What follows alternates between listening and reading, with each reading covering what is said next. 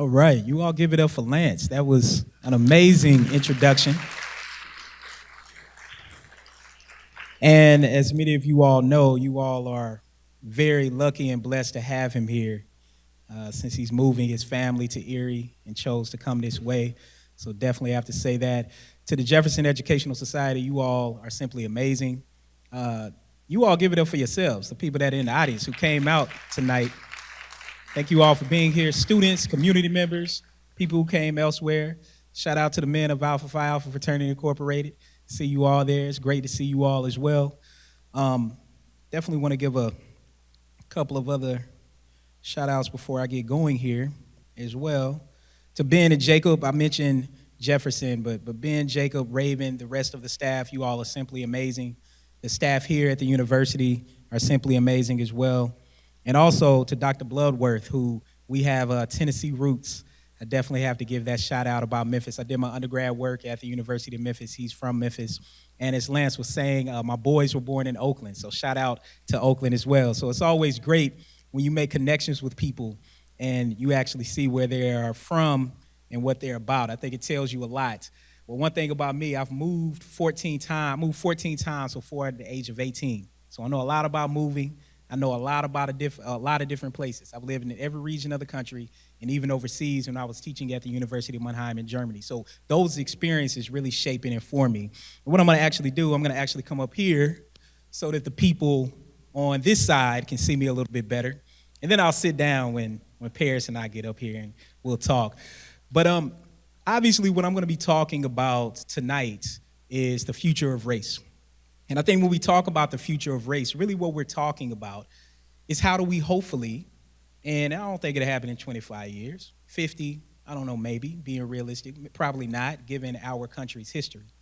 But where when we are having conversations about race, we are talking about racism as if it's in the past, not in the present. We have to think about what that means, because that's something that we've never really been able to do in our country. We like to think about it as if it's in the past, but it's not. So part of what I'm gonna be hopefully doing tonight is to take you all through a typology of a racial equity framework. To start off being what I call a racial equity learner. It's where you learn about how racism impacts our society. And then you transition to being what I call a racial equity advocate. That is where you really learn how to advocate for marginalized communities, oftentimes when people are not present in those spaces, and I'll get to that. And then eventually becoming what I call a racial equity broker, like what it says on my shirt. What does that look like? Well, I'll kind of lead you to that. A key question I think we have is whether or not the glass is half empty or half full on race and racism in America. Or maybe it's really not that simple. And actually maybe what's going on is that the glass changes shape. See, part of what happens in America with race and racism is that the goalposts actually shift. They move over time. When all of a sudden we think we figured it out, we think we figured out how to address it, how to get past it, like during the Civil Rights Movement, well, other stuff popped up, right? We go back even further. After the Civil War, what happened? Well, not only did we have Jim Crow, we had a series of policies that came in place that essentially rolled back that progress. And then we know, of course, more recently, just last year, this is what our Capitol building looked like. Now, I don't know about you all, but I live right outside of DC. If I was actually going to work at Brookings this day, when this happened, I would not have been able to get on the subway to go pick my kids up from school. This is how disruptive this sort of incident was. A form of domestic terrorism that we can actually call it. And I don't know about you, but when I was looking at TV, and then of course I got asked to come on and talk about it fairly quickly, as I was seeing people literally crawl over the wall of the Capitol, a place that I go to regularly. Mind you, if you haven't been to the Capitol, it's not like Beirut, but it's definitely a place where you can't just walk up in there. Right? So I was surprised. I was like, these people are really like jumping over the wall. Like, where they do that at? Because I've never seen anybody get that close to the Capitol building in that way. And then we got to think, imagine if the people storming the Capitol were not white. Think about how different we would be having this conversation if they were black or Latino or from the Middle East or Muslim. We'd be having a very different conversation about what happened on January 6th. And then, of course, we go back some years, and we had the Charlottesville United the Right rally, which also left some people dead. A lot of this comes from rhetoric, not just former President Trump, but from others. But as a researcher, the statistics are always what drive me. You allow the research to lead you to what the answers are, to what the problems are, and then what some of the answers should be. And one thing we know from a series of studies is that hate crimes increased over 200% in places where Donald Trump campaigned at in 2016. Over 200%. That's an astronomical amount. And we can also then think about what happened when parishioners at Mother Emanuel AME Church in South Carolina opened up their doors, as churches do, and all of a sudden had a young man open fire on them, killing 9 people. These are all things that have happened in all of our lifetime. And these incidents happen, and then we turn around and act like, it's not necessarily always that we act like they didn't happen, but we have become so satisfied. Our cultural appetite for racial violence has become so normalized that we move on with our lives the next day and act like these things haven't happened. Well, this was one particular incident that really struck me among others. This is Lieutenant Richard W. Collins III. Raise your hand if you've heard of him. Okay, great. I get a chance to tell you all about him. Lieutenant Richard W. Collins III was getting ready to graduate from Bowie State University, which is a historically black college in Prince George's County, Maryland, which also happens to be the same county where the University of Maryland is located in College Park, where I'm a professor. Lieutenant Collins, who had enrolled to be a paratrooper in the military to go serve our country, he was set to graduate within 48 to 72 hours, and he was waiting with his friends for an Uber after celebrating his upcoming graduation. And he just happened to be with a white man and an Asian woman. And that context is important because I think it speaks to how he thought about the world, his network of friends. And this man came up, Sean Urbanski, who was a student at the University of Maryland, told the other 2 individuals who were not black to move to the side if you know what's good for you, and he stabbed Lieutenant Collins to death on the campus of the University of Maryland. This happened in 2017. Out of all these people in this room, less than 10 raised their hands.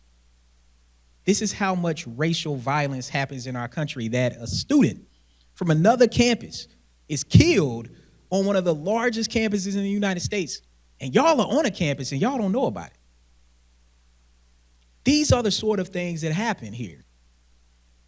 And so as we think about this, to fast forward, I actually ended up doing some work and still do some work as the head of our Social Justice Alliance, a first of its kind, to join a predominantly white institution in the HBCU and do partnership work. We created a plaza in Lieutenant Collins' honor to do work to address and eradicate hate in the United States and abroad. And that's the type of legacy that we have to think about. Not just saying that someone got killed or somebody got hurt, but what can we actually do about it? And one thing we know, that hate crimes have continued to increase in the United States. And one of the other things that we also know, and really I want you all to pay attention to the top graph, is that our race relations bad. And this was from a few years ago.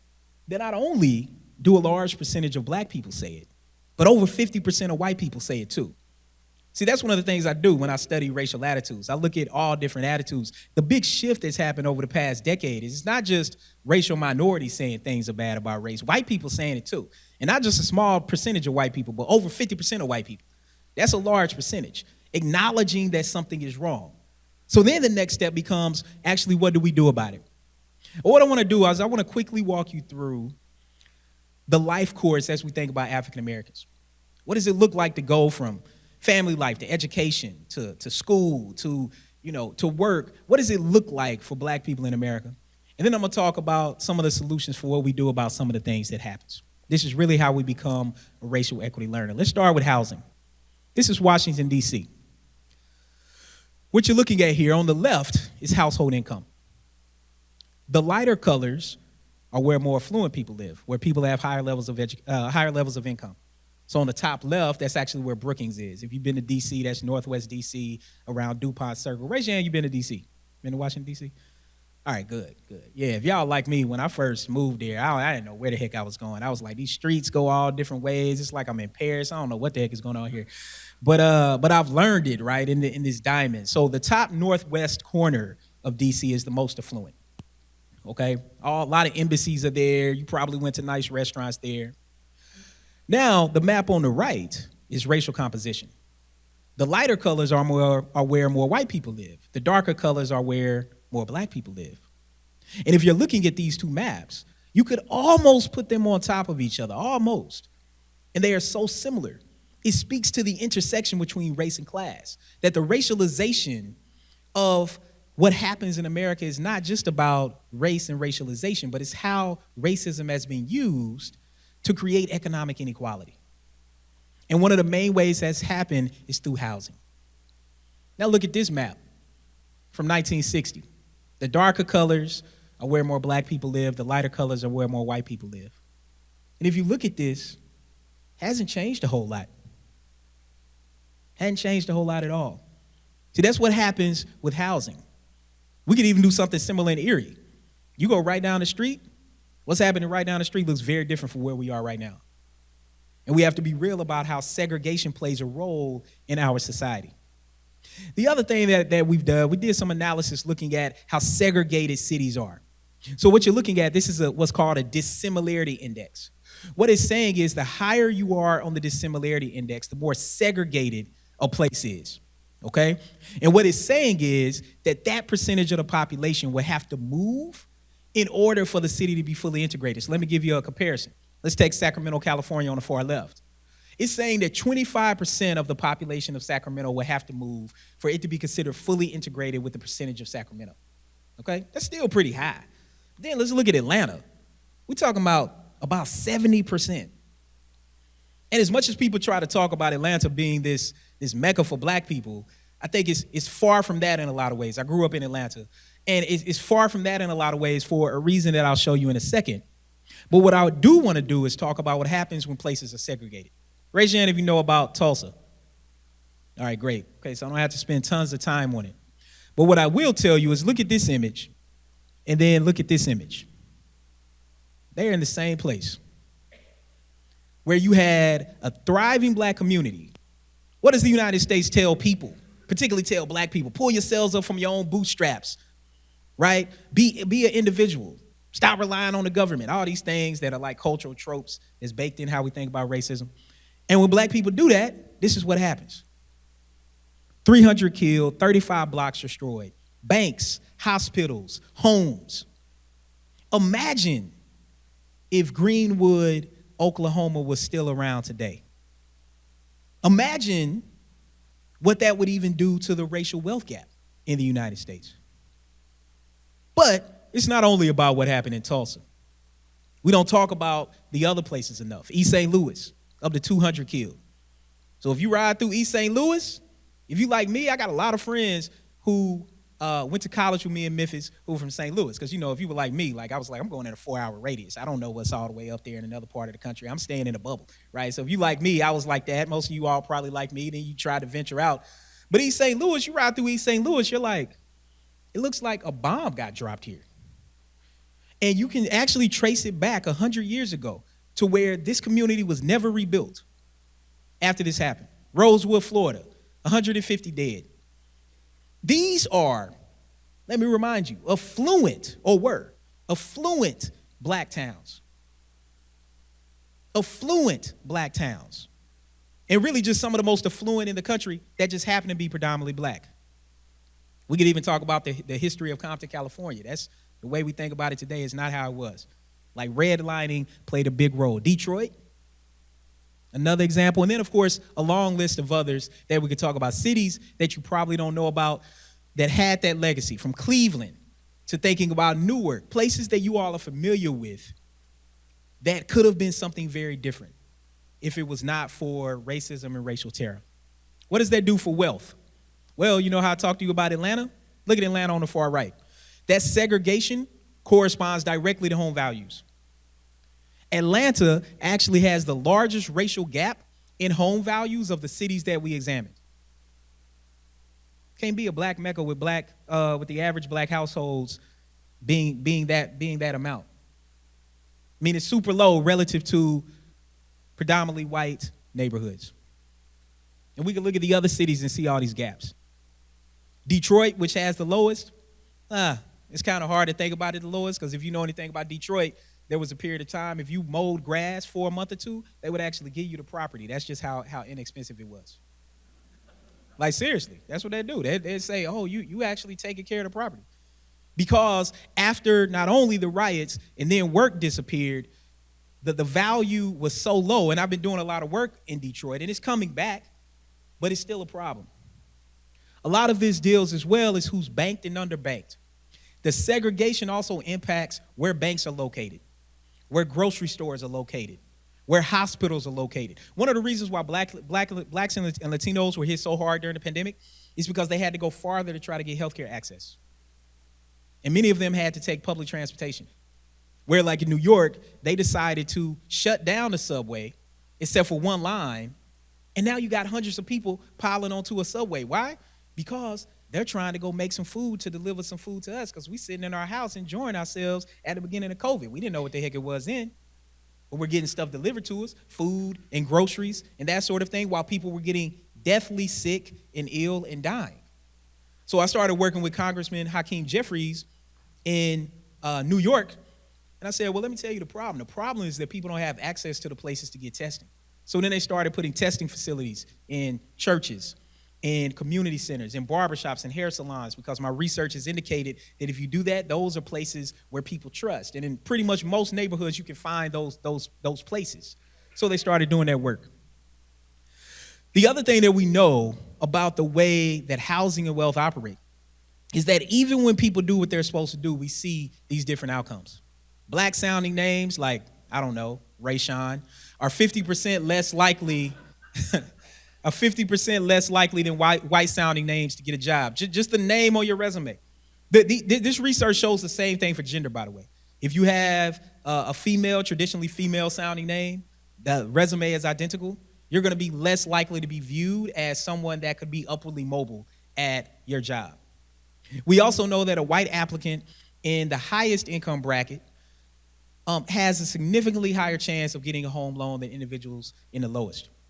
And then we even know that black people in the highest income bracket are actually less likely to get a home loan than white applicants in the lowest income bracket. This is the way racism works in America, and it impacts wealth. Even if we look right before the pandemic, we see huge gaps in wealth between whites and blacks. Huge gaps in wealth. In fact, whites have 10 times the amount of wealth that the average black household does. In education, which they say that's what we should get, right? Like, go get all these degrees. Education does little to close the gap. Black college graduates have 7 times less wealth than white college graduates. And part of thinking about that, well, it becomes, well, why? Well, 50% of people who build wealth build it in their homes. If your homes are devalued, where are you getting the wealth from? Which then people take out a home equity line of credit to send their kids to college. Probably several of you students here, that's probably what your parents did to pay for you to come to school. And other people who didn't have that nest egg weren't able to do that. And so when we think about that setup, the whole logic about education plays out differently. That leads to people getting more education loans, more student loans. And we also know people who attended historically black colleges and universities were more likely to get unsubsidized loans, meaning the interest for those loans started immediately rather than when they graduate. They receive subprime loans. So again, that's where we see it changing shape. You told me to go to college. I did that. But my family didn't have the same amount of money. You told me to do these things, and I did it. And then when I took out a student loan, all of a sudden, I got a worse loan than somebody else did who went to a university down the street. Well, the demographics of the university just have to be different. These are the way these things play out. And we know in real estate that there are some great examples, ideal types. Abina and Alex Horton, who you see on the left, she's black, he's white. They had their home appraised, and they were like, this can't be right? Raise your hand if you've had your home appraised before. Yeah, and if you were like me, you were like, that can't be right? So everybody probably says that. Everybody's like, it can't be right. I renovated my basement, whatever you say, like that happens, right? But they get their home appraised, and they were like, this can't be right. So they did what a lot of black people have to do, and oftentimes what realtors advise us to do. They removed all family pictures of them and their son, their biracial son, her family's pictures. They removed anything that suggested a black person lived there. Alex was there, the second appraisal. The value went up 40%. 40%. That's their son going to college, y'all. That's their son coming here for 4 years and probably a master's degree. 40% difference in the home value. We got on the right, we got Stephen Richmond. He's in Connecticut. Part of thinking about, and I should also say the Hortons, they were in Jacksonville, Florida. It's certain places that people say, oh, this stuff is less likely to happen. No, that's not true, right? So Stephen Richmond is in Connecticut. In short, he had his home appraised. He didn't think it was right. He removed movie posters, all signs of blackness, had a neighbor stand in, significantly shot up the next time. It even happens to famous people. D.L. Hughley bought a house in California, because they say California, Lance, they say California different, right? Like California, it's not, but that's what they say. So he buys a house for $500,000, fixes it up. You all can read it there. Had it appraised. It came back for basically the same price he bought it from. And the bank was like, the bank flagged it. When the bank flags it, it's a big deal. The bank was like, this can't be right.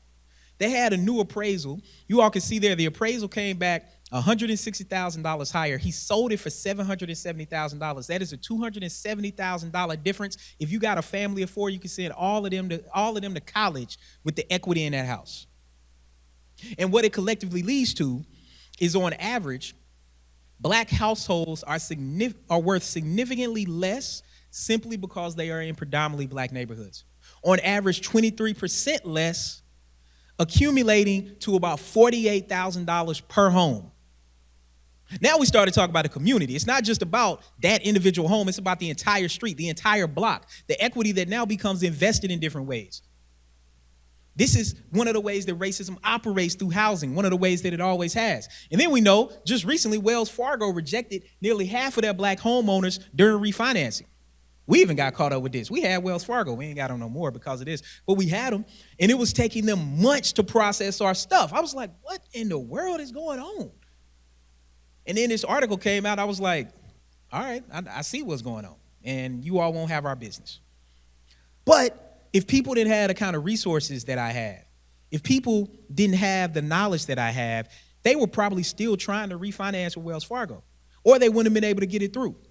And then at a time when interest rates are record low, I could ask you all, how many of you all refinanced during the pandemic? I guarantee you several of you all would raise your hand. Imagine if you weren't able to do that. Now you're talking about a whole bunch of money over the next 20 to 30 years that you're paying more of. These are the kind of things that we're talking about. And of course, we know some of this is rooted in history. Raise your hand if you heard of 40 Acres and a Mule. Yeah, not as many as I thought. Okay. All right, I'll talk about it more. So, 40 Acres and a Mule. After the Civil War, the North, the Union Army, was trying to figure out how do we move the United States forward. They set out to do 3 things. People oftentimes don't realize these 3 things. First big thing was they wanted to figure out what to do with the Confederacy. What are we going to do with the South? What are we going to do about the states where I'm from, right? What are we going to do about these states? Second, they wanted to know, what do we do with Confederate leadership? That's a big deal. Like, these were individuals that were leading the Confederacy. You can't just throw them to the wayside, even though they probably could have. I mean, they did that in Nazi Germany. For some reason, we didn't do that in the United States. We got to think about this history, right? Third thing is they were trying to figure out, what do we do with formerly enslaved black people? All right, so let me touch on a couple of those. Formerly enslaved black people, General Sherman said, we need to think about restitution and reparations right now. Let's give every black family 40 acres and a mule. That'll deal with it right now. Let's give them 40 acres and a mule. They know how to do stuff on the land. Let's give them 40 acres and a mule. You know what? If that had happened, we would have dealt with slavery then, at least from an economic standpoint, not the cultural fallout and some of the racial implications. But the economic part would have been dealt with a lot. Why is that? Because in 1860, black people's labor, black people's bodies, not even their labor, just black people's bodies, was worth more than the railroads and the factories put together. We haven't even got to what black people were producing. Cotton and crops, tobacco, we haven't even got to that. Just the physical bodies. How do we know that? Because what slave owners were doing, y'all know the whole 3/5 clause, right? That black people were 3/5 of a person. The reason why they did that, it was twofold. First was to be able to count those individuals in electoral politics, right? To be able to say, oh, they count as a larger vote. So when I vote, they're also part of my vote, 3/5. The other part was they were then able to take out equity on those individuals because they were of value. They were property. That's what you do with property. Property actually increases, unless you buy a car, right? It depreciates. But outside of that, property and homes appreciate. That's what happened with slave labor. So slave owners had the land, they had the houses, and then they had the slaves as property that they were taking out lines of credit on. Like at Georgetown University, y'all know that's one of the most prestigious universities in the U.S. and around the country. The reason why that happened is because they sold 272 slaves. That created their endowment. They were going under. But you know what? Years later, just recently, but years and years later, Georgetown is trying to make that right. What Georgetown is doing now is they've set up a fund primarily driven by students, right? So you got to think students are driving a lot of this. Students set up essentially a $27.20 or $27.50 fee that was going to go to fund descendants of those slaves for them to be able to attend college at Georgetown. That's what reparations looks like, right? So General Sherman, he was like, we're going to figure this out right now. Well, as you all know, Abe Lincoln passed away. He got assassinated. He didn't just pass away, he got assassinated, right? See, isn't it interesting how we say these things? Like, think about this. I got a 10 and a 12-year-old. If I say, oh, he passed away, they're thinking, oh, he died in his sleep. No, this joker was giving a speech and got shot in the head, right? These are very different things. So the next president comes in, what does he say? He's like, I'm going to make this backdoor deal in this next election with the South. And so what did they do? They pulled Union troops out of the South. And in doing so, they allowed for slavery by a second name to continue, which was called convict leasing, which then started how we think about mass incarceration. Because you know how I was telling you that property and how they count as a vote? You know how you see a prison is just in the middle of nowhere? They got some in Pennsylvania. They down the street. They're just in the middle of nowhere. They're counting them on the record when it comes to electoral politics. And you can also then purchase stocks on the stock market for private prisons and stuff that they're making. Again, racism just changed. It became a different wrapper. And we got to remember that 75% of black people who are incarcerated for non-violent drug crimes. A lot of which, when it came to marijuana, has actually been decriminalized. But they still sitting in prison. Like, this is the way that this setup works. Not only did they remove Union troops and what I just said happened, the other thing they did, they gave former slave owners back their land and then gave them reparations for lost wages. Lost wages of what? Formerly enslaved black people. United States. I mean, that's just bad. I mean, it's only a couple ways to think about it. And then, of course, we know about the Homestead Act. Okay, then they set this up. They set this up right at that time to say that it's going to be a whole bunch of land heading west that we're going to get a black people. Like, we're not even going to think about that this is Native American indigenous land and we just keep taking this land. But we're going to get that land. Look at all that land in red.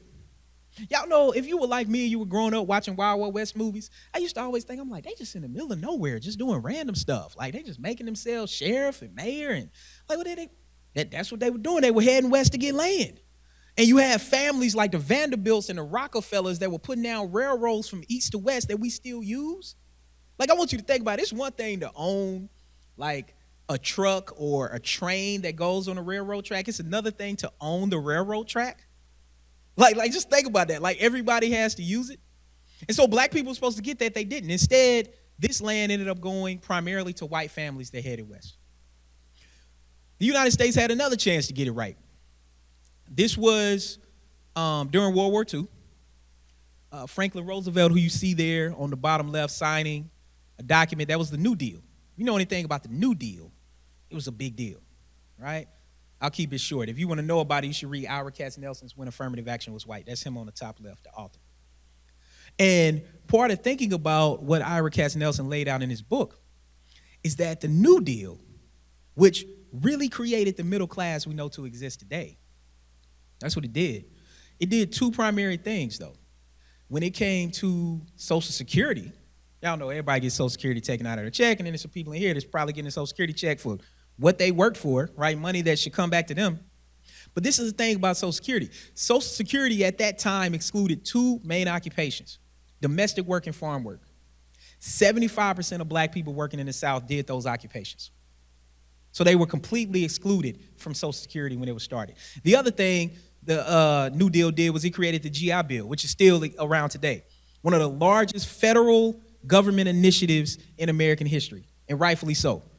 People like my grandfather, like my mom, my uncles, went overseas to serve our country. And these things are due them when they come back. It did a few things.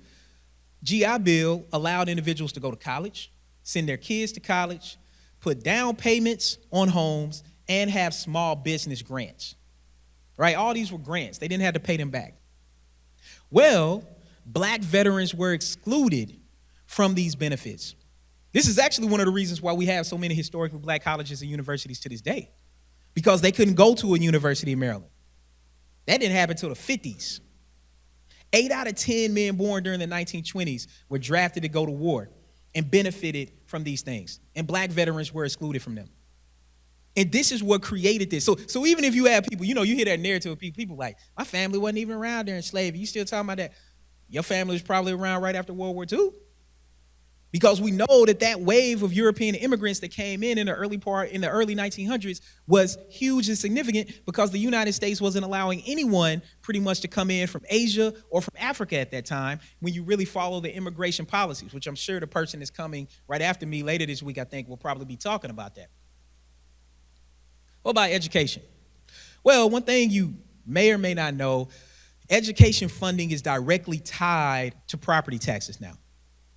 And what essentially is happening nationally, even despite the narratives that people say about how much money minority schools are getting, they're actually not. They're actually getting less amount of money than predominantly white schools. And the reason why they're getting less of that is because it goes back to No Child Left Behind. You all remember that President George W. Bush's, one of his signature policies around 2001 was supposed to set it up where you were going to hold teachers and schools accountable for what they were doing and how they were teaching kids as it relates to test scores. That's completely backfired. It was a horrible idea. And a lot of people are on board with it, Republicans and Democrats. That becomes important to say when we talk about some of these things, because sometimes it gets framed in a political way when it was really a lot of people were on board with this. But if you look at this green line, you see that property taxes became a primary driver for education. So let's go back to what I was saying about the way that predominantly black neighborhoods are devalued. And then think about how much less money they're going to have for education. Which is why if you live in a predominantly black area, you are probably overtaxed, because you don't have enough money to fund the stuff that is actually needed, because your home values are devalued. So now you're paying more money in taxes, too. I don't care who you are. Like, a whole bunch of people just don't like paying a whole bunch of taxes. Like, if you do, like, I want to meet you. You're a rare case. Because a lot of people, like, I don't know about you. I remember, look, Lance, my first time I was working at UC Berkeley, I was doing this postdoc, working with the Robert Wood Johnson Foundation, doing work on health policy. I was trying to do some cool stuff, do some important work that I'll mention in a second. And so I'm setting up my boys, they're 16 months apart. So at this time, my oldest son had been born and my youngest son was in the belly, right? So I'm just stressed out. If any of you have little kids or your kids are older, whatever, just reflect back if you can and think about that moment. I'm super stressed out. And I got my first check at Berkeley and I was like, it's gotta be wrong. Like, what the heck is this? I went to human resources. I was like, my check can't be right. Like, I was like, there's no way these many taxes come out of my check. Like, what the heck is this? I was like really upset. So, as an aside, then our trash got picked up twice a day. And I was like, well, at least some of my money going somewhere. Because, normally trash comes once a day. I was like, it's picking up. Why is it? Then I got mad. I was like, why are they picking up twice a day? They can pick up once a day. I can keep some of that money. So, but anyway, the property taxes drives education, right? That's the whole point. And I want to make another point about suspensions in school. Because you hear it's like, okay, black kids are getting suspended more in school. And the narrative, people like, well, they're getting suspended because they just bad. Like, it's something about them culturally. Like, that's what people say, right? So what I love about research is that it actually shows what happens. So if you're looking at this graph, you could just kind of look at the top three, all racial groups up there. But look at the tall, reddish, orange bar at 42. These are percentages. So black students represent 18% of this population and 42% of the suspensions. All other groups, it goes down. For whites, for Latinos, for all other groups. Now, this is actually preschool suspensions. These are 2 to 5-year-olds. I don't know about you. I don't know what the heck 2 to 5-year-olds are doing to get suspended from school. Like, they jump, they play, they hit, they cry, they run, they eat, they yell, like they do 2 to 5-year-old stuff. These are preschoolers getting suspended. So even if we go with the logic and people say, oh, these black kids are just bad. But this I love about research. They did 2 things. First, they gave teachers a script of people doing the same thing in class and said, what would you do with them? And they found that the black kids, and on the script, if they were doing the same thing, teachers were more likely to send them to the principal's office. They would say, go to the principal's office. Another study, what it did, took glasses like what I got on. I do a lot of stuff with virtual reality. I'll mention that in a second. Then I'll get ready to close. They put goggles on and they could track people's eyes. All right? And they found that when something would happen in class, the teachers would turn around. They would do 2 things. They would look at boys, and then they would look at black boys. So even when someone was observing the class and saw that that the kids were behaving in similar ways, that there was an uproar, people were talking, people were getting rowdy, teachers looked at boys, then they looked at black boys. And then they were more likely to penalize them. And then studies have also found that then when the kids go to the principal's office, there's another layer of racial inequality. If it's a white kid, they're more likely to call their parents. If it's a black kid, they're more likely to call the police. And now they're involving the police in a school setting where the police are showing up. And typically nowadays with current laws, if police show up to something and there's been something reported, normally they have to take someone. They got to do something. It's like a domestic violence situation oftentimes. So you have these type of incidents going on where they're trying to figure out what to do. Skip over some of this. Let me quickly talk about work. Okay, so say people have got through all this stuff. They got out their neighborhood. They went to college, they made good grades, they did all this stuff you want them to do, and they get a degree. They get a degree from here, or they get a degree from all the state schools that I've been to, Memphis and Indiana and Michigan and Berkeley and Maryland and all these places, right? Because clearly I like large publics, like that's been my thing. But I like the smaller privates too. So let's make this comparison. Individuals get a degree from the Ivies and the kind of Southern Ivies, right? The Stanfords, the Harvards, the Dukes, versus a state school. All good schools.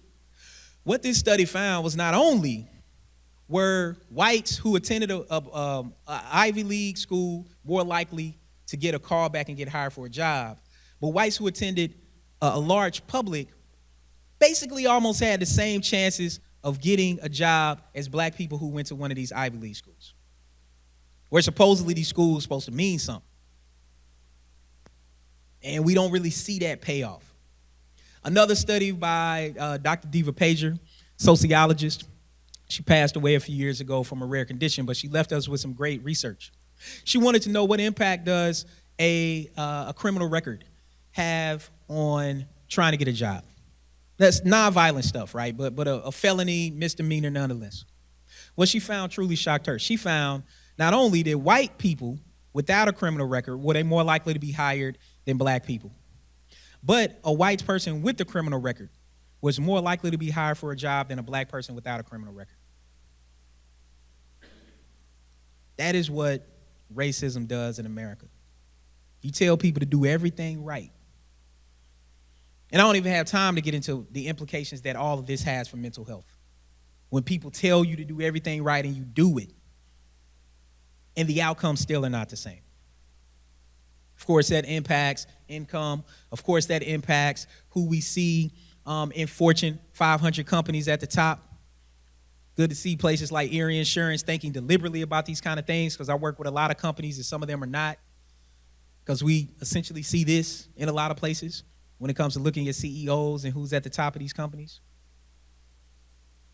But in this regard, when it comes to diversifying boards, which is something that people who work in corporate America could do a lot about, as John Lewis always says, if you're not sitting at the table, you're on the menu and someone is eating you for lunch.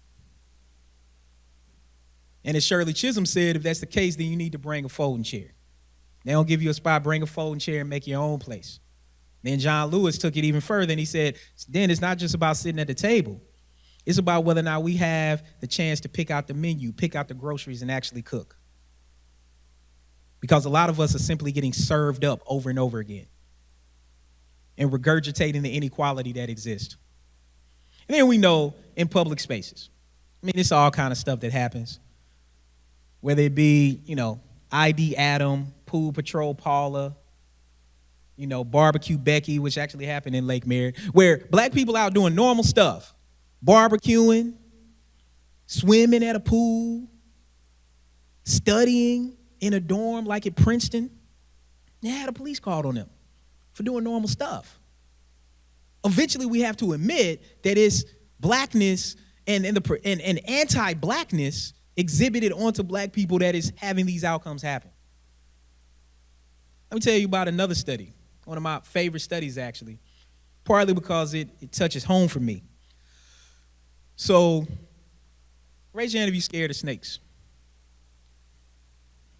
Okay. Yeah, my wife is terrified of snakes. Raise your hand if you're scared of spiders. Okay. Raise your hand if you're not scared of either. You be like, I'm good. Okay. All right. Now here goes show of hands. If I had a python around my neck and two tarantulas in my hand and I threw them into the crowd, raise your hand if you're running out. All right, there we go. All right, there we go. All right.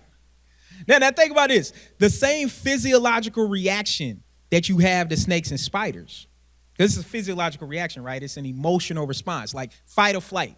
It's like my cat. Like my cat, she runs from everything. Like she just gonna run. Like no matter what, she hear noise, she running. You turn the wrong way, you yell her name too loud, she's running. She is a flight person.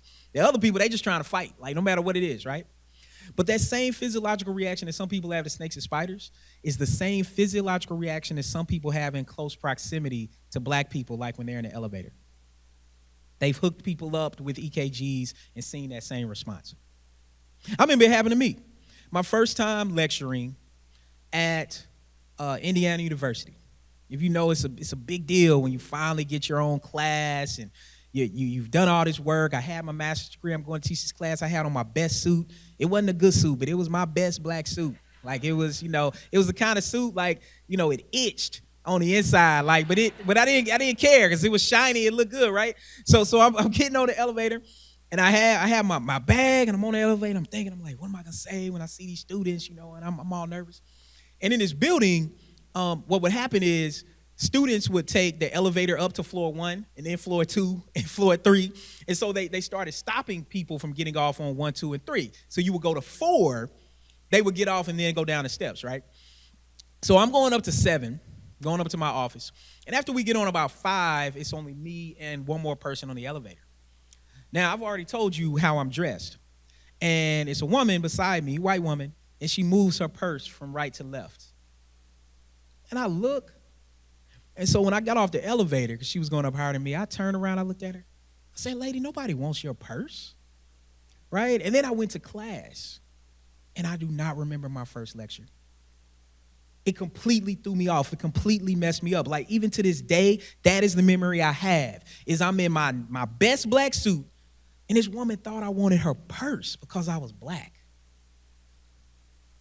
That's what race does. It's a series of things that happen there. And the only one really left with the mental and emotional baggage is me. Because she stole a memory from me. And it was that day I said I would never let that happen. And I tell these stories for that reason, because oftentimes people think these kind of things don't happen. But thinking about the snakes and spiders, it has implications for a series of things, like in policing, where, again, similar to the military, I have several police officers in my family. My great uncle was the first black chief of police in my hometown.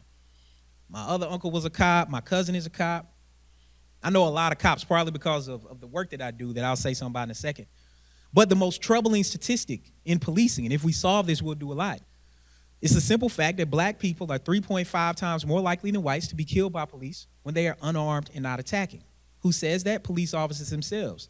Data that's reported to the FBI actually helped the FBI analyze some of this data and think about better ways to collect it. These are just simple facts. So part of thinking about this then becomes, what do we do about it? How do we change it? And how do we move forward? And of course, we know in the United States that roughly every 8 hours, a person is killed by the police. And we also have to think about the fact that we live in a country where there are more guns than people. So when police pull someone over, they don't know who the heck they're encountering and what they're going up against. And those stereotypes and perceptions come into play where when you are unsure of things, when there are unknowns, your implicit bias increases and your threat levels increase. And one threat perception deals with race and perceptions of violence. And we also know, and this is an important point, that gun violence or violent crime, let me be even more specific because violent crime can be broader than gun violence. Violent crime and police killings are not related at all. Cities that have higher levels of police killings do not have higher levels of violent crime.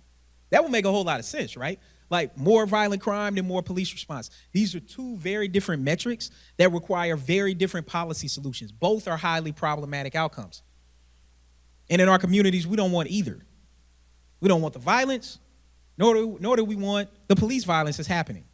And we are currently living in a moment in time where both are happening. There have been periods of time where we haven't dealt with either in big ways. Maybe we'll talk about that during the Q&A. I'll skip over this. I want to tell you all quickly about healthcare. I think when it comes to healthcare, the most tragic outcome is dealing with maternal mortality, where black women are about 3 times more likely to die when giving birth than white women are on what should be the best day of their lives. Why is that? Is it something about black women's bodies? No, that's not what the research shows. What the research shows is that it has a lot to do with perceptions of empathy and pain, where across all these different studies, what you see, the white target is the light gray, the black is the dark gray. Across all these different studies dealing with healthcare providers, dealing with first responders, dealing with students, dealing with the public, that they ask people on a script, if a person says that they are in this much pain, say like an 8 out of 10, because that's a common question that you're asked when you're when you're in a healthcare setting, that in all those settings they were more likely to give pain medication to the white person than the black person. You imagine having a baby and you're in pain and you're not getting the epidural medication that you actually need? And of course, this happens to famous people like Serena and Beyonce, who are two of not only the most famous and wealthiest people, but also at various points in time, and I think still true, two of the most in shape people that we have walking the planet. If they about to die out, what does that mean for just a regular person that live down the street in Erie that's trying to go to the new nice hospital? Right? We got to think about those implications. What I want to say is when we think about this racial equity framework, what you've basically done is you've learned how to be a racial equity learner. Now you got to transition that to be a racial equity advocate. You got to hold your friends, your family members, your colleagues accountable for what they do, say, and think about racism. And then you got to become a racial equity broker. You got to advocate for policies and practices that allow for accountability, transparency, and objective evaluation to ensure racial equity. When we think about this framework, it starts with the learning. Part of the problem that we have in the country right now is that not only is it hyper polarized, and I could talk about the role that media and social media plays in that, but it's also the fact that we are not even in the same book to get on the same page. You know how people say, are we on the same page? We're not even in the same book. The only way we do that is to become racial equity learners, to learn the information. And I'll tell you, regardless of people's political ideology, regardless of people's political affiliation, when they learn information, they think about it differently. So part of thinking about this means developing a holistic life perspective, identifying trust points. Who should you trust? If you're trying to figure out what media to trust, just search media bias chart, and on your phone, a media chart will pop up. It'll tell you how biased these outlets are, which ones are reliable and valid, like Bloomberg and AP, to just give you information. And then we want to work on ourselves to reduce implicit bias. Through Harvard, they have implicit association tests. You can take those about a host of outcomes, take them, Be truthful with yourself about whether or not you have any biases and whether or not they pop up. And then you want to create brave spaces. See, we always talk about universities like they're safe spaces, but I've been on a lot of universities, and none of them are super safe to me in my identities, but not too much is safe outside of my grandma's couch in my own house, right? But these are brave spaces. We have conversations with people that we otherwise would never have. But you can do the same thing at work. Maybe not around a water cooler, maybe it's on Zoom now or whatever it is, but you can do that. And so some of the ways we've aimed to do this is through policing. We created a virtual reality training program through my center, the Lab for Applied Social Science Research. And we did implicit bias training that got approved by the Maryland State Police Training Commission. We trained thousands of police officers through this program. We then put them through virtual reality simulations that focus on suspicious person scenes, de-escalation, escalation, and pullover scenes, where we actually went out with law enforcement and created these particular scenes. We created over 90 virtual reality scenarios. We've worked with dozens of departments across the country. And this is just an example of kind of what it looks like. And then we are also measuring physiological outcomes, whether they be heart rate, stress level, body movement, eye tracking, the sort of things that are really high tech and important that law enforcement actually wants to know to improve some of their outcomes. And of the research that we've done in the different scenarios where officers are immersed in a virtual world and they encounter different things, we looked at how officers respond.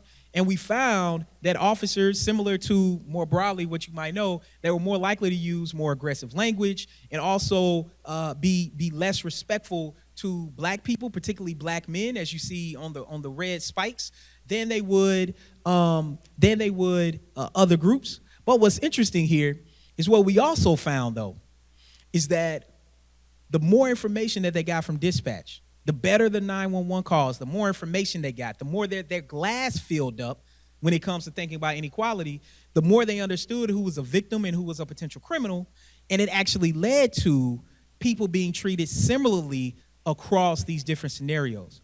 So it shows how you can actually improve people's behavior moving forward. Creating these brave spaces means thinking about your holidays. Holidays are coming up. What are you going to say to your bigoted auntie and your racist uncle? What you going to say? Well, one thing my granddaddy told me, served 21 years in the military, Purple Heart, Bronze Star, right? Got all the presidential stuff that you could think about. He was a drill sergeant. He told me your silence is your acceptance. Your silence is your acceptance. Don't allow your silence to be your acceptance. Same thing applies to gender, particularly on college campuses. Like, fellas, when one of your friends says something out of pocket that you like, that was like cringy. No, that was sexist. Like, you should just say, dude, that's not cool, man. Like, we don't rock like that. You don't have to get into tons of detail, but saying that will allow other people to see that. We also want to build bridges across groups. And so part of thinking about this is, what does this look like on the institutional level? Well, a lot of people think that it deals with reparations. I think one of the ways it could look is what David Rubenstein did at Brookings, which is one of the reasons why I'm there. He gave some money and created a fellowship program to bring in 10 scholars every 2 years to do high impact work. And now we are in, I think, the third or fourth cohort. So we're talking about 30 to 40 scholars transforming not just Brookings as an institution, but also transforming research and policy around the world. These are the sort of impacts that you could think about. I mentioned Georgetown and what they did. Another example is Uncle Nearest. I don't know about you, but I like bourbon, whiskey. I'm that kind of guy. But down the street from where I'm from in Murfreesboro is the Uncle Nearest Distillery. One thing you may or may not, well, just show of hands. Anybody like bourbon, whiskey? Anybody? Okay, if you're under 21, you probably shouldn't be raising your hand. But I remember being in college. But nonetheless, the person you see in the picture on the top right, that's Jack Daniels, and then that's Nearest Green, who actually taught Jack Daniels how to make Tennessee whiskey. You know, Tennessee is known for the whiskey, right? Kentucky, you got the bourbon, and you got, the rye in Maryland, all this stuff. But nonetheless, his family, Jack Daniels' family, was going through his effects and kept hearing the discussion about an Uncle Nearest. They were like, we don't have an Uncle Nearest. They discovered it was this black man, right? So then they went to look for Nearest's family, and they found some of them still working at the distillery, right? Now, granted, they're getting paid now, but you think about that legacy. And in fact, the woman who I grew up with, who went to my church, is actually now the master distiller. She is the great-great-granddaughter of Nearest Green. And one of the things Jack Daniels said, one of the reasons why Uncle Nearest, not only is it a great tasting bourbon, but the reason why it's everywhere is because Jack Daniels said, if you are selling Jack Daniels, you need to start selling Nearest. Well, Jack Daniels is sold everywhere. This is what it looks like to be a racial equity advocate and broker, right? Actually using the resources and leverages that you have. Last thing, this is my family's land where my grandmother and my mother live now. And my great-grandmother, who was part Cherokee, so she had a slave side of her family, and then she had a colonized side of her family. And she worked as a domestic, like a bunch of women did during that time. And she took care of a family that owned a whole bunch of land, and it had slaves. And thinking about that was when the children who she took care of and raised got older. When their father passed away, he left in his will to give land to my great-grandmother. And that is the reason why my family has this land. These are all acts of restitution, of reparations that we don't really classify that way, but that's what they are. And we all have a role to play in this process. And so I hope that we can all think about ways that we can be racial equity advocates and brokers. Thank you.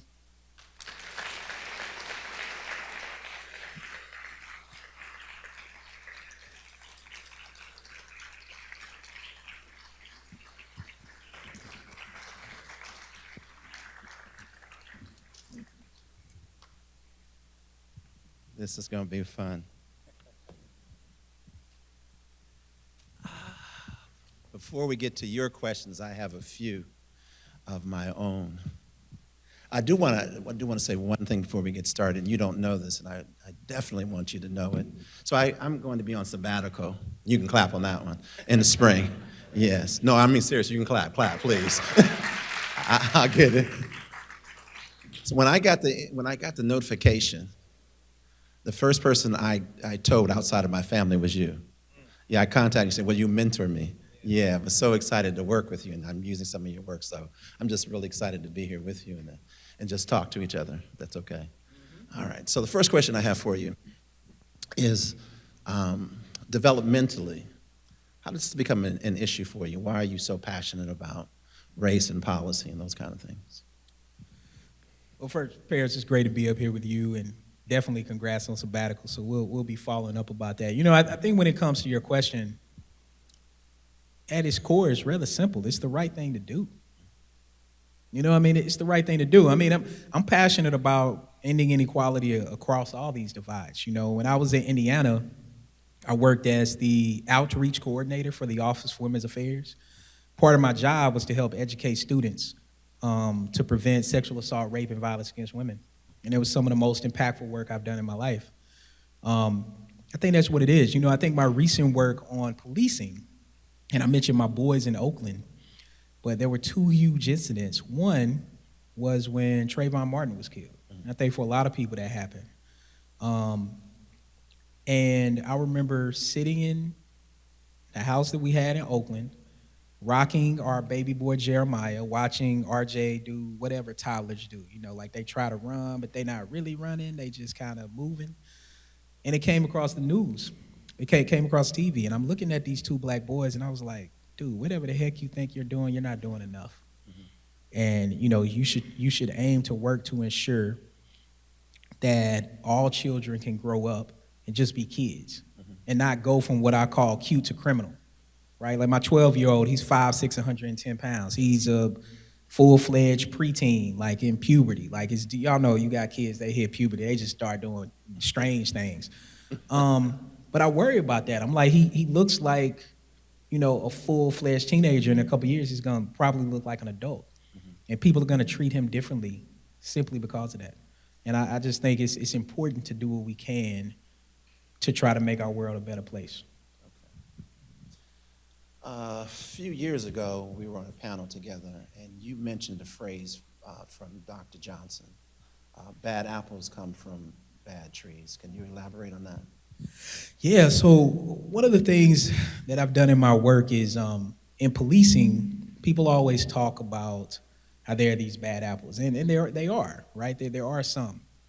But what people don't really understand is that these bad apples have to come from somewhere, right? Like bad apples don't just pop up on the ground. They actually come from trees that are oftentimes rotten, and they're bad as well. And we never talk about the tree, which is the system.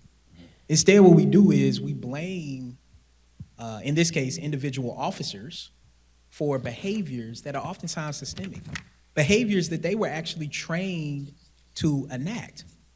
Not only do I think that's unfair, I think it's not going to get us to a good solution, because it's going to simply lead to a group of officers being vilified and being cast down and being fired. The other thing I've realized through my research, doing hundreds of interviews with law enforcement, working with thousands of them, is that many of them do want to speak up and speak out, but they are stigmatized for doing so, right? You speak up against the blue wall of silence doesn't simply exist because they want to be loyal to each other. That's part of it. Like, that's a big part of it. But the other part of it is there are real consequences for trying to break it and fracture it. And they are, what happens to them, they are pushed down and they are pushed out. When they're pushed down, they could be demoted.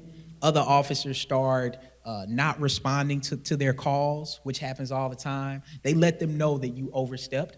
But then they are also pushed out. Sometimes they get targeted for some minor infraction, and now they're the ones that's fired. They don't have their pension. They can't take care of their family. Other officers see that. They're not going to buck that system like that. And we have to think about law enforcement. We were talking about this during the reception, some of us. Like, law enforcement is literally probably the oldest institution that we have in America. Like we have to think about this. Pre-Civil War, right?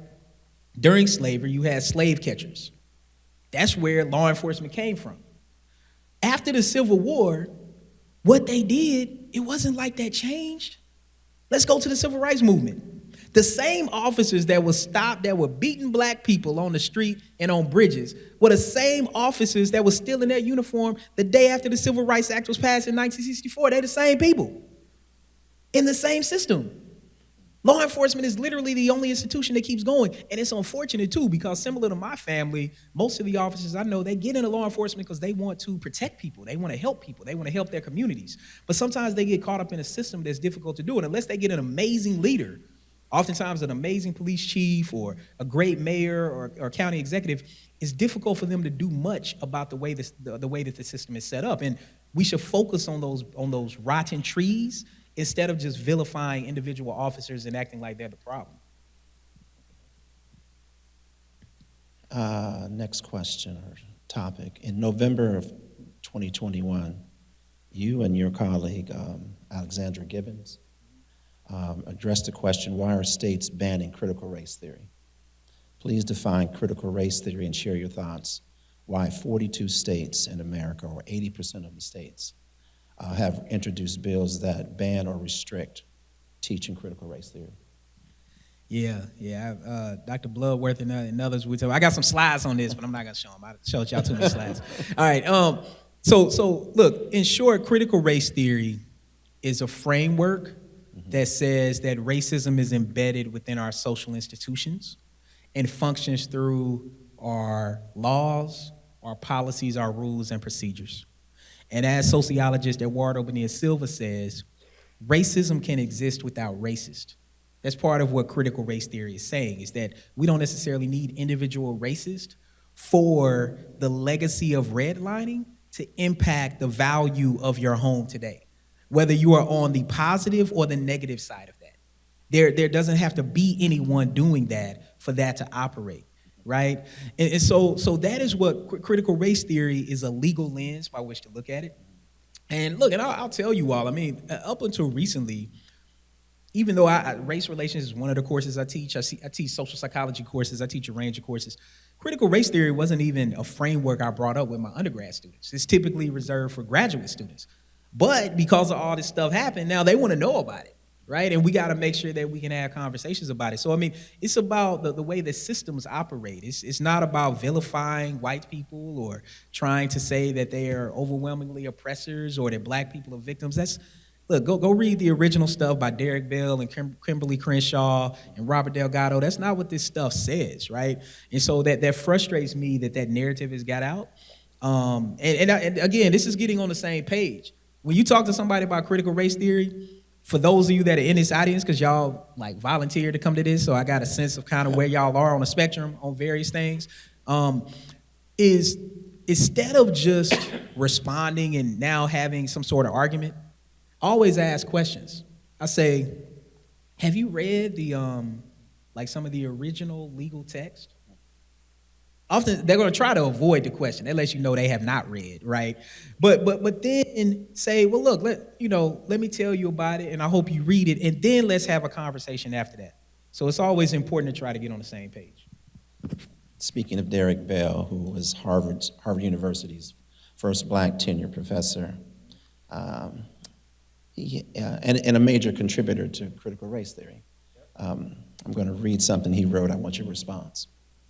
Black people are the magical faces at the bottom of society's well. Even the poorest whites, even those who live their lives only a few levels above, gain their self-esteem by gazing down on us. Surely they must know that their deliverance depends on letting their ropes down. Only by working together is escape possible. Over time, they may reach out, but most simply watch, mesmerizing and maintaining their unspoken commitment to keeping us where we are at whatever cost to them or to us. Derek Bell believed that racism is permanent. What are your thoughts? I'm always a cautious optimist, but the perspective that racism is permanent, a lot of scholars believe that, particularly in the United States, because it's baked into the foundation of how our country was founded. If you have a house and you build a house and the foundation has bricks underneath, it doesn't matter how many times you redo the aesthetic. If you don't change the foundation, what does that mean? The other thing that I think about what Derek Bell said is he did say that maybe there are some pathways, like unity, for example. And when I look at this audience, give a shout out to the Jefferson Educational Society in Raven, because when we were talking about what this audience was going to look like and how it was going to be packed out, she was like, oh no, it's going to look like how Erie's supposed to look. And when I look at you all, it's an extremely diverse crowd, and I think that's important to say. I think the final thing, and he started this way, and he picked up on one of my favorite quotes from President Lyndon Johnson, who said, if you can convince the lowest white man that he's better than the best black man, you can pick his pocket and he won't even know that you're there. And what that captures is how racism and some of its outcomes, like we talk about blackness and anti-blackness, well, we can also talk about whiteness, right? That there are perks of that. Part of what Lyndon B. Johnson was talking about that are the perks of whiteness that extend beyond economics. That there are also cultural and social benefits and perks that are part of that system that individuals know about. And I know when I'm riding through Tennessee or Indiana or Pennsylvania, and I stopped somewhere and I got on a nice suit, not just a shiny cheap suit like I had that itched, but something nice. Or I just got on my sweatpants, but the locals can tell that I'm not from there and that I might have something in my pocket. They can instantly do something to me that vilifies me and treats me a particular way because of the way I look, right? So when my grandfather was running the detail for the army of soldiers that had been killed in war during Vietnam and Korea, after he had came back and had injuries and this sort of thing, and the privates that were on his detail could walk into a restaurant and he couldn't. Now, that doesn't really happen anymore, but there are definitely places through some of these places that let us know we shouldn't be there. I mean, the sundown town thing is still around, and that picks up on the social and cultural elements of how racism operates. Okay. A little more personal question. I'm asked a lot to come and talk to white people about racial issues. And my comment always is, it's good to have the conversation with me, but it's more important that you have the conversation with each other. How do we encourage white community to have really engaged conversations with each other about race? Great question. I mean, I think it starts with conversations we're having tonight. I hope that for everyone here, if I've done my job well, you all have learned something. And in that regard, you will become a racial equity learner. It is now your job to share that information. I feel like I have planted a seed. It is now your job to plant a seed with other people and help water it over time. And, I think that racism is really an issue that white people centrally need to solve. Similar to how sexism is an issue that men centrally need to solve, not necessarily the people who are vilified for it and marginalized for it and discriminated for it. Now, of course, all of us have a role to play in this process, but what your question is getting at the heart of is we are oftentimes called in to give this labor, and it's emotional labor to walk, like we were talking about this at the reception as well, to walk into a space and be the only one and have to talk about these issues, right? Or students to be one of the only black students or Latino students in class, and people like, well, you know, how are black people and Latinos treated? And they look at you like you can speak for all people of your group, right? Yeah. Like we don't ask white people to speak for all white people. We only ask blacks and Latinos and Native Americans to do that, and Asian people to do that. So part of thinking about that, the point of this is white people have a central role to play, particularly with white people who would never come here, particularly with white people who would never have this conversation. Your relatives, your friends, people who you love and who love you. Right? But let's be real, that's what it is. The same way I have to go into the fire with men and have conversations with them about sexism and some of the things they say and do, because they would never say some of these things in the way they do around women, especially if they have an important job or a job that they care about. And I'll leave you all with this. When I was living in Germany, I remember one night, my wife and I went to dinner with some friends at some friends' houses. And if you've been to dinner, raise your hand. Anybody been to Germany?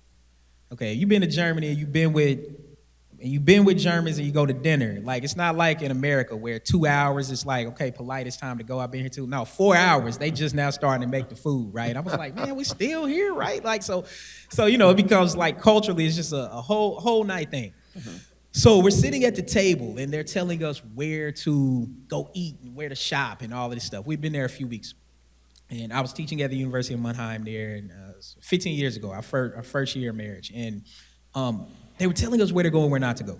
And I started noticing, I was like, oh, they're telling us to avoid the Turkish side of town. Because if you know anything about Germany, Turks represent the largest minority percentage in Germany. And when we left dinner that night, I told my wife, I said, I'm pretty sure that's how white people talk about black people when we're not there. Yeah. Right? Mm-hmm. But as a black person, it was one of my first times being on the inside of that, because in Germany, I was viewed as an American first, right? Mm-hmm. I guess the way I talked, obviously the way I talked, but the way I moved or what I wore. And so the point is this: you all are sitting at tables every single day with people that do not look like those of us sitting on this stage right now. And your silence becomes your acceptance. And in that regard, you have one of the most central roles to play in changing the cultural fabric of how we think about racism. Don't just call your black or Latino or Asian friend to come and talk for you. You can do it. Yeah. And in fact, you're going to probably be more effective than we are, because that person doesn't want to talk to us anyway. But they will talk to you because you love them. And you can start the conversation that way. Look, I'm telling you this because I love you, right? You just say, ain't got to come out and be like, you're completely wrong. You want to say, look, let's have a conversation. Let's figure out where this is going. And you have to water it over time. It's like a flower. If you love plants, you water it over time. You can water your friends the same way, like not literally with the water hose, but you all get my point with their language and ideology, and I think it's important. Mm-hmm. Well, one last question for me, and then we're going to get to some of the audience-directed questions, and more questions, and more questions. And okay. I'll be quick. Well, okay. 2014. I just love this phrase. You gave a lecture entitled, "Be Color Brave Rather Than Color Blind." I just love that phrase. Can you talk about that a little bit? Yeah, it actually comes from, you knew this wasn't going to be a short response. But yeah, you were like, okay. Melanie Hobson, who many people know, she's married to George Lucas, but she runs companies. And she started talking about how we live in an era of color blindness. That suggests we shouldn't do anything about race, that it doesn't exist. And instead, she said what we have to do is be color brave, right? It really builds on, Dr. Ibram Kendi's and really thinking about other scholars who came before us, who talk about what does it mean to be anti-racist, right? And really, what does that look like? And a lot of that came from Angela Davis as well, who I did yoga with in Oakland, which is crazy. I had to tell you, it blew my mind. I was like, I'm doing downward dog, and Angela Davis right there. But anyway, but it talks about how if you don't do anything, you're riding down an escalator, watching racial inequality happen, instead of actually trying to disrupt it. In order to disrupt something that has been going on for so long, not only do we have to stop it, but then we kind of have to reverse it in a sense, meaning reverse the inequality that's happened. And being color brave means that you're willing to do that, whether you're sitting at a table with your family and friends, whether you're at work, whether you sit in a space and you say, why are there 12 people here and we all look the same? Like, I mean, like real talk. Like there are spaces that happen like that all the time. These are things that you call out. This is being color brave. And you have to be willing to do that. And it takes practice. Like, I mean, I used to practice in the mirror. Like, I used to practice in the mirror. Like, literally, I'll be like, I have to go into this room and have the courage to make this one statement that I know is going to help shift this conversation. And that's what being color brave means. Okay. I have my students practice walking up the staircase on the left-hand side. Takes a little courage to do that. Walk down. You're going to bump into people. Right. What happens? That's the confrontation. Can they get ready for those conversations? So here's the first question. It's a long question. In what ways does a lack of reproductive rights and health care in Black communities and all communities oppress the citizens who seek it? It's a great question. Look, when we start talking about reproductive rights, and of course everybody talks about abortion, but there are other parts to it. Reproductive rights for women are essential. I talked earlier about the maternal mortality gap. We can also think about the infant mortality gap. It is essential to think about reproductive rights in that way. And it is about people having the right to choose, but it's also about the restriction of an organizational system in healthcare that does not give people the care that they need and deserve. And so when we start talking about reproductive rights, it's essential to what's going on. And I'll also tell you from a study that I did of some protests, people who protest about women's rights and reproductive rights are also concerned about racial justice and thinking about immigration. And that's really bringing in an intersectional lens. And that's part of the way that we should be thinking about reproductive rights. And similarly, it's not only just a women's issue, it's just a human issue. And men should also be playing a role to talk about reproductive rights as something that's important for women to have the right to choose. Well done. How can we address the policy issues with powerful police unions? Look, the unions are a big deal. One thing a lot of people don't realize is that FOP union presidents are oftentimes more powerful than police chiefs because the FOP union president was elected by other police officers. Police chiefs are oftentimes appointed by mayors and county executives. Very different processes. They have different accountability mechanisms. Oftentimes, the police chiefs are outward facing. They're very public. They're a public figure. And the FOP president is very insular, working with officers, doing important stuff like ensuring that that they have better benefits, that they have the sort of things that they need to do their jobs well. But accordingly, the FOP contracts that are constructed really restrict oftentimes from the legal process from happening when police officers do something that they're not supposed to do. The police officers, the Law Enforcement Bill of Rights is a big one that oftentimes helps police officers be above the law. In the state of Maryland, which was the first state to enact it, we actually got that removed. And still have some important components to it that needed to be there for officers. But the Law Enforcement Bill of Rights would allow things like if an officer engaged in domestic violence or committed another crime, they might still be able to have their job. You know, law enforcement is one of those jobs. It's like being a physician. You really can't mess up because if you mess up, people are gonna lose their lives.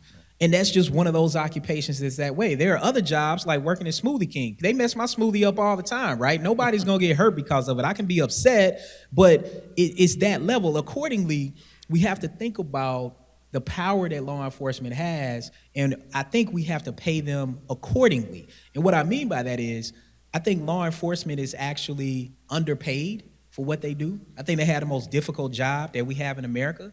So part of thinking about that, then, we need to think about restructuring that. But we do need to think about FOP contracts because they do stop, I think, a lot of progress from happening particularly when it comes to thinking about racial justice. Thank you. Ben, you'll let me know wherever Ben is when we're out of time. We're good. Okay, we're a couple more. Y'all good with a couple more questions? All right. Okay. All right. Thank y'all for staying. I know What is your, well, I heard the bells. That was a signal, right? that's when it's time to go. Yes. What is your opinion on community land trust? So look, I think community land trusts are important. I think that community foundations are important. When we talk about community land trust, I think the first thing, particularly being here in Erie, and why Erie is named Erie, thinking about Native Americans and indigenous populations, we first have to start there. But when we talk about community land trust, I think they can be important. One big thing that people don't know is that 25% of land in the United States is federally owned. Raise your hand if you knew that, 25%. I did not. Yeah, 25%. Yeah, a couple people. You all know what you do with land. You not only build on it, you lease it, you sell it. So when we start talking about paying, say, example, for reparations, and people talk about it coming out of tax money, well, everything comes out of our tax money, first off. Like, people are just saying they don't want to do it. But you could take federally owned land and do something with it. So when we start talking about community land trust, we have to think about how much land is already federally owned and what could be done with that land, and how that land can actually help us to repair. Because in many regards, the land is what started this, right? I mean, when we think about how we think about what happened with colonization, how we think about with enslavement, I think a lot could be done there. And I know here in Erie, there are a lot of innovative things happening with that. I'm sorry I'm being rude because it's a long question. So I'm going to try to get to the essence. Talk about the danger of silence to the other marginalized people in the world. Is there a universal approach for creating an environment in direct opposition to the trauma that underlies racism? Read that last part for me. Is there a universal approach for creating an environment in direct opposition to the trauma that underlies racism? Yeah, I think so. I mean, look, I think the racial equity framework that I laid out is part of that. I think the other part of it is realizing that we're all in this together. I mean, unity is essential here. And I think one of the things we have to think about is look at your own network and look at how diverse it is or not. A lot of it deals with where you live and what school you went to. But thinking about other oppressed groups, not just in the United States, but around the world, which I think maybe this question was talking about, I think how we consume media and how we consume information plays a big role in how we think about what's happening around the world. And I think it becomes extremely important for us to continue to learn, to broaden our view, to think about what's happening, and to realize that these same constructs are in play, whether you're in the United States, whether you're in Europe, whether you're in Africa, Asia. Outcomes related to how racial inequality manifests impacts us no matter where we are around the world. And we have to be concerned about those other issues as well. Are you concerned about the upcoming midterm elections? Concerned about it? I mean, I'm not sure if I would say concerned. I would say very curious. But I will say this. This period in time that we're in right now is a period in time, and Lance spoke to this as well during the introduction. This period of time that we're in is going to continue to set the tone for what's going to happen in the United States for the next century or more. You have to ask yourself what role you want to play in this process. Do you want to act like you're colorblind and just ride down the escalator like you're at the airport, or do you actually want to be color brave and do something about it? What role do you want to play? When you look at your grandkids and your great-grandkids, what do you want to tell them you did right now? Because that's what happens, right? People that grew up in the 60s, ask them what they were doing in the 60s. That tells you a whole lot about what they think about today. Because a whole bunch of people weren't out marching with King. It was a whole bunch of people agitating them little kids that was trying to integrate schools, though. So you got to ask yourself, what side of the coin do you want to be on in this process? And what you have to realize is if you don't get on the side of aiming to be a racial equity advocate and broker and being anti-racist, then you've essentially chosen the other side, whether you want to think you have or not. It's no kind of middle ground in this. And so I think this midterm election is going to continue to be critical for what's going to happen, because people have to realize, you think about the Supreme Court, it's not just the Supreme Court, it's state legislatures, it's appellate courts, it's what all that looks like. And one big thing I always talk about when we talk about presidents, one of the big things Trump did was he essentially appointed more judges than other presidents have done in recent history. Right. And we have to think about this. This comes on the heels of Obama, who had more judges rejected than he. Just think about this. Obama had more judges rejected in his 8 years than all other U.S. presidents had together. Wow. That is the moment where we're in. Like what was happening underground, even dealing with voting districts. So when you say, am I concerned? I guess I should have said, I've been concerned, Yeah. right? In terms of the lead up to this point.